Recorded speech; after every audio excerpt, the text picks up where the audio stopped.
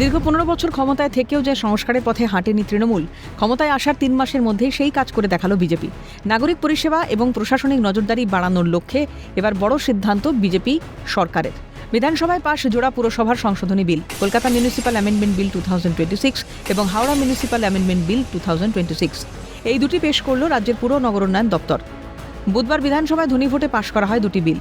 এই বিলের মাধ্যমে পুর নিগমের ওয়ার্ড সংখ্যা বেড়ে 144 থেকে 209 করা হবে। হাওড়ার 50টি ওয়ার্ড থেকে বেড়ে হবে 68টি ওয়ার্ড। এদিন পুর নগরোন্নয়ন মন্ত্রী অগ্নিমিত্রা পাল বলেন, বর্তমানে কলকাতা পুর নিগমের মোট ওয়ার্ড সংখ্যা 144। পরবর্তীতে পুরো এলাকার ওয়ার্ড ভিত্তিক জনসংখ্যা, বিন্যাস, বসতির ধরন, ভৌগোলিক পরিস্থিতি, অর্থনৈতিক অবস্থার অনেক পরিবর্তন ঘটেছে। এই পরিপ্রেক্ষিতেই জনসংখ্যার বিন্যাস বিবেচনা করে ওয়ার্ড সংখ্যাও পুনর্নির্মাণ জরুরি হয়ে পড়েছিল, তাই এই বিল। বর্তমানে কলকাতা পৌর নিগমের মোট ওয়ার্ডের সংখ্যা 144। কলকাতার সীমার অধীনে জোকা 1 ও জোকা 2 গ্রাম পঞ্চায়েত এলাকাগুলোকে যুক্ত করার পর 2012 সালে কলকাতা পৌর নিগমের ওয়ার্ডের সংখ্যা পুনর্নির্বাস করা হয়। পরবর্তীকালে এই পৌর এলাকার ওয়ার্ড ভিত্তিক জনসংখ্যা বিন্যাস, বসতির ধরন, ভৌগোলিক পরিস্থিতি এবং অর্থনৈতিক অবস্থার অনেক পরিবর্তন ঘটেছে।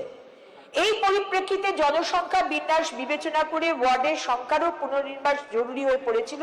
সেই কারণেই এই বিল।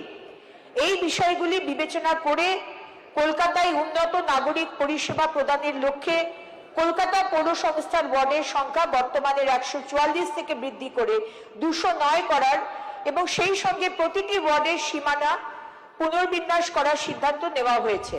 এদিন তৃণমূল সরকারকে কটাক্ষ করে মন্ত্রী বলেন, তৃণমূল জমানায় সরকারি ও জনসাধারণের টাকার অপচয় হয়েছে। কলকাতায় নিকাশি ব্যবস্থা ঠিক করার নামে 5,000 কোটি টাকা খরচ করা হয়েছে। কোথায় ব্যবহার হয়েছে সেই টাকা? এখনো 2 মিনিট বৃষ্টি হলে কলকাতায় 1 হাঁটু জল জমে যায়। রাস্তাগুলির কথা তো আলাদা করে বলারই নেই। কলকাতায় নিকাশি ব্যবস্থা ঠিক করতে প্রায় 5,000 কোটি টাকা বিভিন্ন প্রকল্পে খরচা হয়েছে। 1-2 কোটি নয়, 5,000 কোটি টাকা। কি হয়েছে বলতে পারেন? এখনো 2 দিন আগে বৃষ্টি হয়েছে, সমস্ত জায়গায় কোমর অবধি জল। টাকাগুলো গেল কোথায়? মানুষ তো প্রশ্ন করছে।